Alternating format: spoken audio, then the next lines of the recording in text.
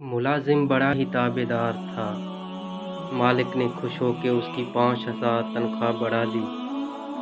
ताबेदारी में फ़र्क नहीं आया, लेकिन वो बहुत ज़्यादा मशकूर भी नहीं हुआ। मालिक को बड़ा गुस्सा आया कि मैंने उसकी तनख्वाह बढ़ाई, लेकिन ये है कि अच्छे से शुक्रिया भी अदा नहीं किया।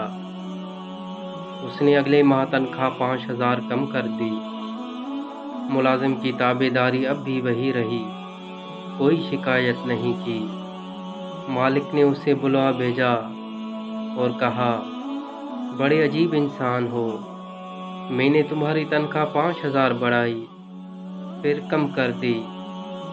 तुम जूं के त्यों रहे, ये सब क्या है? मुलाजिम बोला, वो आपने खुद को राज़िक समझ लिया था। मेरे यहाँ बेटा पैदा हुआ तो उसे अगले दिन आपने तनख्वाह 5,000 बढ़ा दी।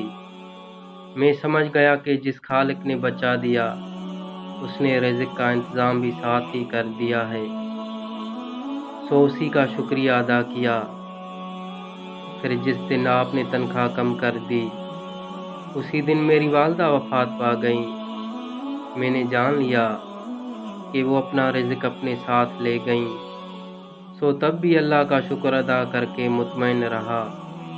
फिर बोला, साहब, ये रोज़ी रोटी के फ़ैसले कहीं और ही होते हैं। हम तो बस मोहरे हैं, जिन्हें आगे पीछे करके असबाब पैदा किए जाते हैं। सुभान अल्लाह, अल्हम्दुलिल्लाह, अल्लाहु अकबर।